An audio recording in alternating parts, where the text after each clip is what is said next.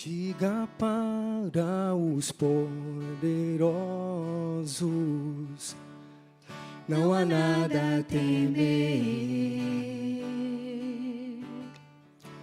Poderoso é o teu Senhor, quando clama seu nome, Ele então virá. Ele vem pra te salvar, Ele vem para te salvar. Diga ao cansado, o teu Senhor virá, Ele vem para te salvar. Ele vem pra te salvar, Ele vem para te salvar. Contemplar o Senhor e te levantarás, Ele vem para te salvar. Diga para os abatidos, não percam a fé. Poderoso é o teu nome. Poderoso é o teu Senhor, quando clama seu nome, Ele então virá. Ele vem pra te salvar, Ele vem para te salvar. Diga ao cansado, o teu Senhor virá, Ele vem para te salvar. Ele vem pra te salvar, Ele vem para te salvar. Contemplar o Senhor e te levantarás, Ele vem para te salvar. Ele é o teu refúgio em meias lutas, o escudo na tempestade, uma torre na tristeza, fortaleza em meio à batalha. Ele vem pra te salvar, Ele vem para te salvar. Diga ao cansado, o teu Senhor virá, Ele vem para te salvar.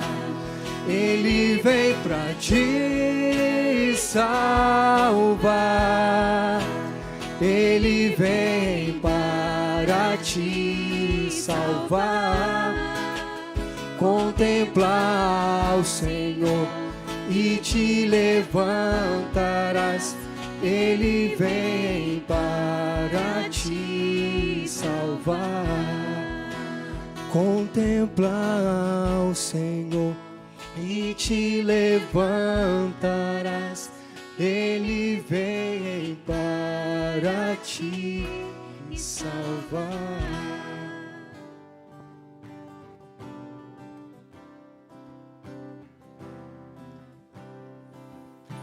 Com louvor te exaltarei, meu Salvador.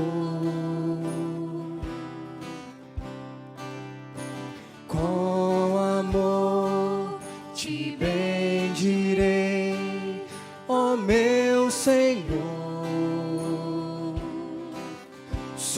tu és digno, és verdadeiro, maravilhoso,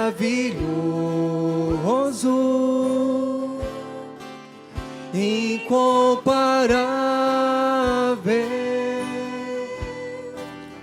Tu é a honra, tu é a glória, teu é o poder, Senhor, para sempre e sempre. Não deixarei de te louvar, não deixarei de te adorar, pois colocaste em mim desejo bem maior. Quando me deixa salvação, quando me deixa o teu perdão, o teu amor me transformou, o teu poder me restaurou, e hoje sou livre pra te adorar, Senhor.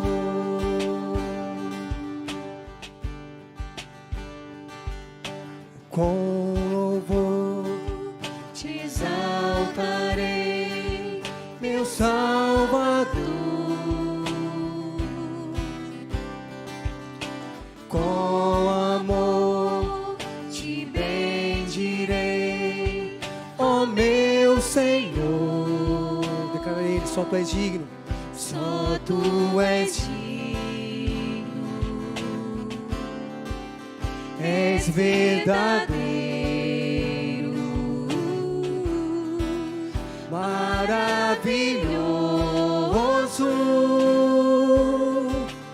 incomparável.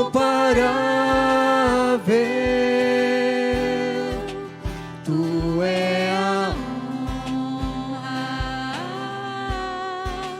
tu é a glória, teu é o poder, Senhor, para sempre e sempre. Não deixarei de te louvar, não deixarei de te adorar, pois colocaste em mim desejo bem maior. Quando me deixa salvação, quando me deixa o teu perdão, o teu amor me transformou, o teu poder me restaurou, e hoje sou livre pra te adorar, Senhor. E hoje sou livre pra te adorar, Senhor. Mais uma vez. E hoje sou livre pra te adorar, Senhor. Amém. Olá, meu irmão, minha irmã. Para mim, de novo, é um grande prazer poder estar aqui. Pra gente junto poder pensar e continuar nessa série de reflexões que nós temos tido nesse livro que tem sido tão edificante, Dúvida, Como Cultivar Confiança nas Promessas de Deus, da Elyse Fitzpatrick. Nós já estamos aí no 13º dia dessas devocionais, e hoje especificamente nós vamos estar olhando ali para o capítulo 23 do livro de Lucas, do Evangelho de Lucas, né? Um episódio bastante conhecido que eu tenho certeza que você já ouviu a história, mas talvez você não tenha pensado nela da forma com que a autora propõe aqui. Eu acho que pode ser uma forma de olhar para a história que vai edificar muito a sua vida. Bom, na devocional de hoje, a Elise está falando sobre aquele episódio onde Jesus está prestes a morrer ali na cruz e ele tem ao seu lado 2 ladrões, né? E aí você certamente já ouviu a história onde um desses ladrões fala para Jesus a famosa frase, né? Jesus, por favor, lembra de mim quando entrares no teu reino. Esse episódio está descrito ali no finalzinho do capítulo 23, ali começando no versículo 39, indo até o 43, né? Na verdade, um dos criminosos de primeira fala, você que está crucificado aí, você não é o Cristo, você não é o Salvador? Então, desce dessa cruz aí, salva-se a si mesmo e salva a gente também. E aí o outro ladrão, que também estava sendo julgado de morte ali, do outro lado de Jesus, fala para esse outro lado, para esse primeiro ladrão, né? Diz aí, não, para de atacar ele, porque ele não fez nada de errado. Nós estamos sofrendo a punição pelo nosso crime com justiça, mas ele não fez nada de errado. E aí ele fala para Jesus, lembra-te de mim quando entrares no teu reino. E Jesus diz para ele depois no final, eu te garanto que hoje mesmo estarás comigo no paraíso. Então vamos tentar entender isso aqui, o que está acontecendo. Eu não sei você, mas a primeira coisa que me vem à cabeça é, como assim? O cara era um ladrão convicto, estava sendo julgado de morte ali, provavelmente por uma vida de crime. Ele deve ter cometido algum crime bem grave, deve ter cometido sequências de crimes bem graves para estar morrendo daquela forma. E depois de 2 frases, Jesus garante que ele vai estar no paraíso com eles. Como assim? Isso deve levantar algumas perguntas para a gente, no sentido de salvação, para a gente entender o que faz alguém realmente ser salvo. Ou até que ponto uma pessoa consegue garantir de fato se ela é salva ou não. Porque aqui a gente tem um diálogo bem curto, poucos versículos, um diálogo que provavelmente tenha durado ali alguns poucos segundos. E eles já são suficientes, do ponto de vista do próprio Cristo, para fazer com que aquele ladrão ali já tenha demonstrado seu arrependimento e com isso garantido sua salvação, porque o Cristo garante para ele ali no versículo 43, né? Ele garante, hoje mesmo você estará no paraíso comigo. Então, ele tem sua salvação assegurada ali em poucos segundos, o que para muitos pode soar como injustiça, né? E aí aqui nessa passagem tem alguns pontos que eu gostaria de reforçar. Se você tiver com a sua Bíblia aberta nessa passagem, talvez seja legal para você olhar esses pontos, né? Um primeiro ponto ali no versículo 41, você vê que esse ladrão, esse criminoso convicto, ele reconhece o seu pecado. Ele diz, né, para o outro ladrão que havia acusado e ironizado de Jesus, ele diz, nós estamos sendo punidos com justiça porque estamos recebendo o que os nossos atos merecem, mas esse homem não cometeu nenhum mal. Então o primeiro ponto aqui é esse. Ele está sofrendo a punição do seu pecado, a punição do seu crime, da sua infração, e reconhece que aquela é uma ação justa, tendo como base tudo que ele fez de errado, né? E o estilo de vida que ele levava. Então, o que aparentemente não era verdade no coração do primeiro ladrão, tão rebelde, tão desgostoso da vida, ironizando de Jesus ali, era exatamente o contrário nesse segundo ladrão, por assim dizer. Ele era um cara que havia reconhecido que estava sofrendo a punição devida pelo seu crime, pelo seu pecado. E talvez isso já possa mostrar para a gente um grande indicativo de que aquele cara ali entendeu que a natureza dele já expressava, através desse crime, um pecado que merecia a morte, merecia punição. E a partir dessa fala, ele demonstra que reconhece isso. Então, esse é o primeiro ponto muito interessante da gente notar, porque quando a gente entende o Evangelho, né, quando a gente é exposto à mensagem do Evangelho, a primeira coisa que a gente precisa estar convicto e precisa entender é da noção de pecado, é entender a nossa realidade humana, a nossa condição pecaminosa por natureza. E por conta disso, é exatamente esse reconhecimento que nos faz entender a necessidade de alguém perfeito, alguém que não possui pecado, alguém que não possui falhas ou manchas, para que esse alguém então possa nos salvar e nos resgatar dessa condição pecaminosa. Então, reconhecer o pecado, reconhecer que qualquer punição ela seria justa para um coração pecaminoso, para um coração criminoso nesse sentido, ela é justa. Esse é o primeiro ponto. E é interessante a gente ficar aqui mesmo em uma frase bem curta. O ladrão mostra estar reconhecendo isso, né? E ainda como um adendo, ainda no versículo 41, no finalzinho, ele fala sobre Jesus, né? Ele diz: nós estamos recebendo o que os nossos atos merecem, mas esse homem ele não cometeu mal nenhum. De certa forma, apesar da gente não ter com riqueza de detalhes aqui exatamente o que ele estava querendo dizer com isso, isso demonstra que ele tinha na imagem de Cristo alguém que não tinha cometido nenhum tipo de erro, nem tinha cometido nenhum tipo de mal, ou não havia necessariamente feito alguma coisa para merecer aquele tipo de morte que ele estava sofrendo. Ou seja, de alguma forma, mesmo que seja uma forma mais generalista, sem muita riqueza de detalhes, ele entendia e reconhecia que o que Jesus havia feito não era algo que deveria levá-lo à cruz ali.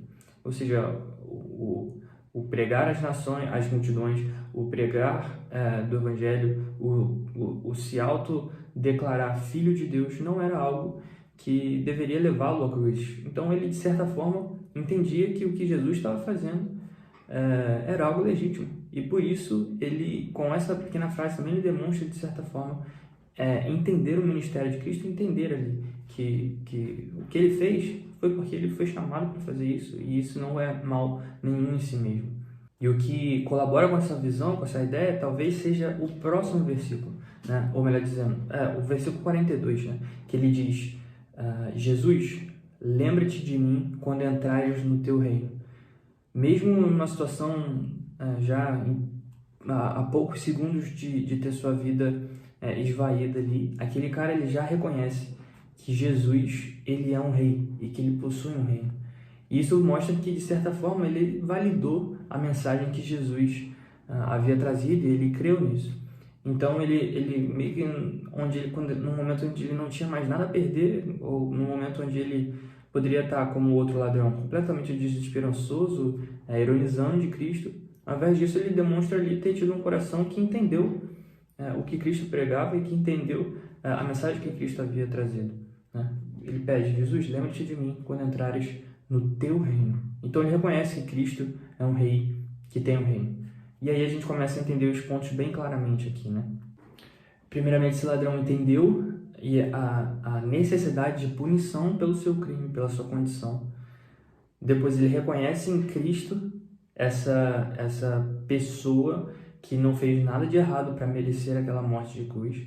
E de certa forma valida essa mensagem de Cristo, porque ele diz: lembra-te de mim quando entrares no teu reino. Isso demonstra um coração que entendeu e que, mesmo que de forma generalista e não na riqueza de detalhes, que creu na mensagem que Cristo estava pregando, de que ele era um rei que tinha um reino dos céus, um reino que não é daqui da terra. Esse pequeno diálogo, esses pequenos pontos, esses rápidos momentos foram suficientes para que Jesus pudesse garantir e assegurá-lo da sua salvação, dizendo no versículo 43, eu lhe garanto, hoje você estará comigo no paraíso. Mas e aí, esse cara não fez nada demais, ele não fez grandes coisas para Deus, ele não fez grandes obras, ele, muito pelo contrário, viveu uma vida completa, inteira, provavelmente de crime, de ações que apenas demonstravam o pecado dentro dele mesmo, e ainda assim, um pequeno, curto momento ali, o próprio Cristo já o assegurou da sua salvação, com base nesses pontos que a gente acabou de falar.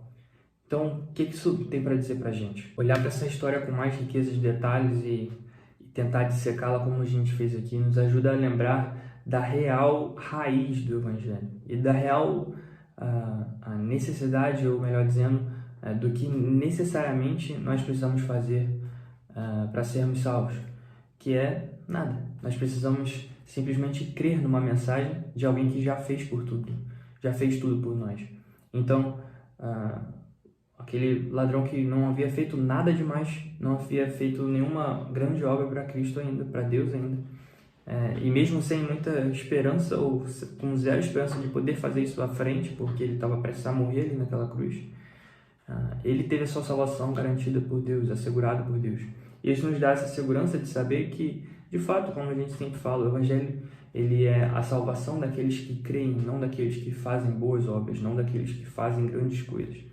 Nós recebemos essa graça merecida de Deus, e ao termos o nosso pecado confrontado e entendermos e termos essa consciência da condição pecaminosa na qual o nosso coração se encontra, nós encontramos e recebemos essa graça de Cristo, que faz com que a justiça de Cristo, que como o próprio ladrão disse, não cometeu mal nenhum, seja imputada a nós, de graça. E o simples fato de nós crermos, o simples, mas complexo fato de nós crermos nessa salvação, nessa graça que é capaz de nos salvar, apesar do nosso pecado, porque nós não poderíamos fazer nada por isso, ela já nos garante a salvação em Cristo Jesus e nos dá o Espírito Santo para viver conosco, que é, como a palavra diz, o selo de Deus, né? O selo do Espírito Santo para nos garantir a vida eterna, nos dar a segurança da salvação.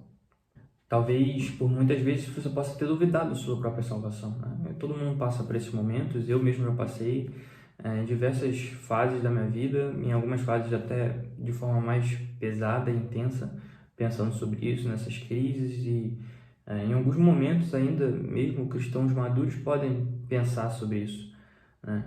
Mas a palavra de Deus ela é tão perfeita e tão maravilhosa que ela nos dá esperança para esses momentos através de histórias como essa, que nos mostram que um coração que reconhece o seu pecado e que se agarra na graça de Deus mediante a fé para a salvação em Cristo Jesus é um coração salvo, é um coração que estará no paraíso com o Salvador.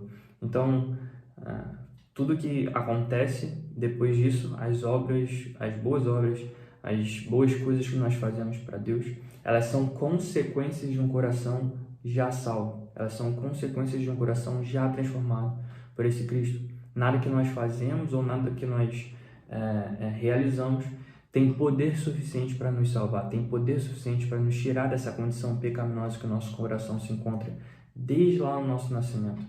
Então, uma história como essa, ela tem o poder de nos dar esperança, de saber, de termos a tranquila segurança de que a nossa salvação, a nossa vida eterna, o nosso lugar no paraíso, ele está garantido com base no que Cristo fez por nós, não com base no que eu tenho capacidade ou não para fazer.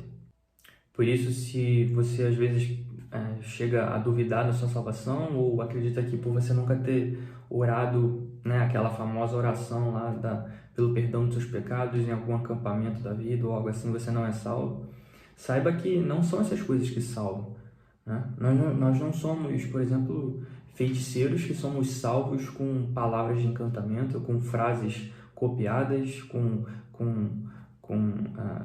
frases ali gravadas que geram algum tipo de encanto para que a salvação aconteça. Não, isso não é o que é o Evangelho. E isso, por sinal, é um perigo que muitas pessoas têm, que muitas pessoas passam, né? A partir do momento que nós, como igreja, não expomos o Evangelho claramente como ele deve ser exposto, o Evangelho bíblico, né? Quando muitas das vezes na cultura de hoje em dia a gente vê muitas pessoas acreditando que o pregar o Evangelho é simplesmente fazer com que pessoas orem aquela oração ali de frases gravadas, quando na verdade isso não é o que a Bíblia diz, né? Nós nunca lemos na Bíblia frases como aceite Cristo no seu coração ou convide Cristo a morar no seu coração. Não, nós vemos corações arrependidos, convictos do pecado, se agarrando mediante a fé a uma graça capacitadora e salvadora, que é a graça do que Cristo já fez por nós na cruz.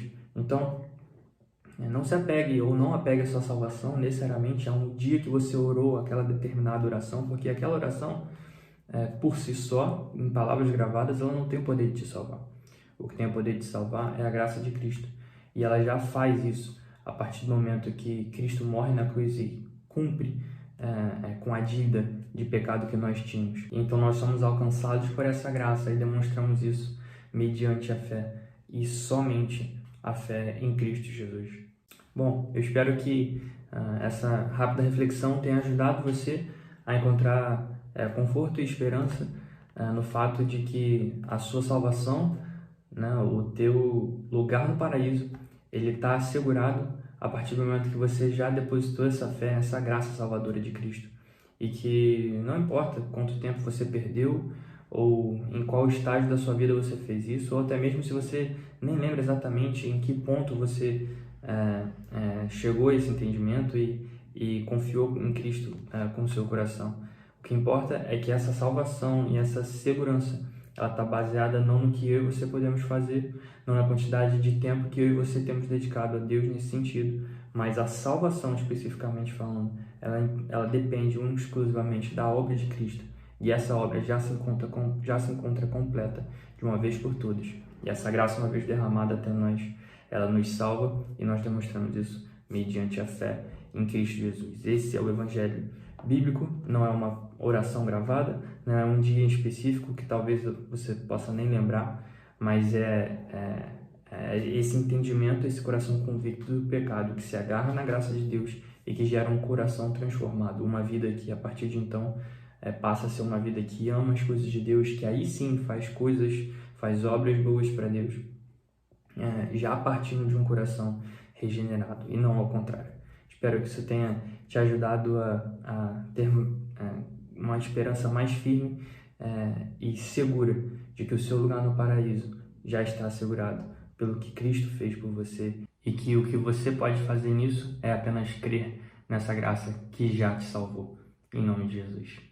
Fiquem com Deus. Até a próxima.